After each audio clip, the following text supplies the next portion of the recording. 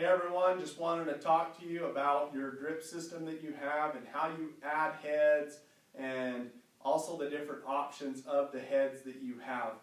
So in your sprinkler system, you're going to have drip pipe going throughout all your flower beds and even if your garden, if that's what you got. And this pipe will either be black or it will be brown, okay? The way that you add a drip head to a plant is you'll have some spaghetti tubing. It will be in a roll. I just cut a piece off of this spaghetti tubing. The way that it works is this right here is your drip and regulator. This is how many gallons of water is going to flow through this drip application per hour. There's different colors that are sold that can tell you how many gallons of water per hour that you get. This one right here is 2 gallons of water an hour. This is typically what we use for all of our plants. If we do a tree, instead of just buying that color for the drip, we'll usually just put 3 of these red ones on or 2, depending on the size, to keep that tree watered. And the way that they go in is the side that's not colored, the side that's black, it's kind of pointed. You can actually take that to the drip pipe yourself and kind of twist it a little bit, and then it will just kind of push in. So I just push that in right there. That part is installed. Then I will come over to the pipe and I'll put this spaghetti tubing on. I will measure out the length to my plant that I am desired to get to, and then I can come in here and cut it. I can go in here and cut it to the length that I want. And then at the end here is what we call a bug head. The bug head will just simply put on. I'll just go ahead and work this on.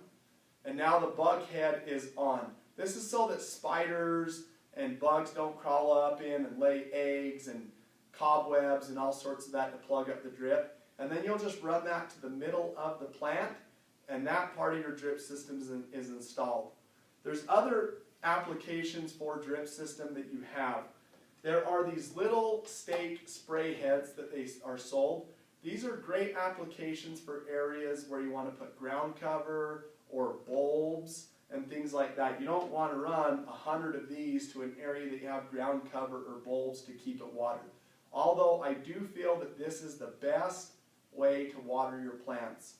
But on these, there's a little piece that comes on this that you can take off of it. It's just a little clip. And it's the same thing that you can put on. So one side's pointy, the other side's not. I can actually take this on and put it on my spaghetti tubing. So I just push that in. I can go and add this to the drip pipe as well. Take it and then push on it and just kind of work it in there. Once that's in all the way, I can go to my desired length that I would like, and then I can plug in this, and now I have the drip application that this will actually spray. So this does a full circle spray, and the top here is where I can adjust by twisting this, is how I can adjust how far it sprays or how little it sprays. One other option of the spray heads is you have this guy. And it comes without this nozzle. You can see this red nozzle on the top. I'm just unscrewing it. It comes like this. Same idea. These different nozzles that are on here are color-coded for how many gallons of water they're going to use an hour. And they also are pre-made to be a half, a quarter, a full, or whatever. And this one's a full. And it's the same thing. You can take the end of this. It's got a sharp point. And I can take the end of this and then I can poke it into the pipe, and then I can work it. If you have a hard time shoving it in the pipe, just a simple, easy trick, go and look along your pipe and you'll see some staples that are holding it down.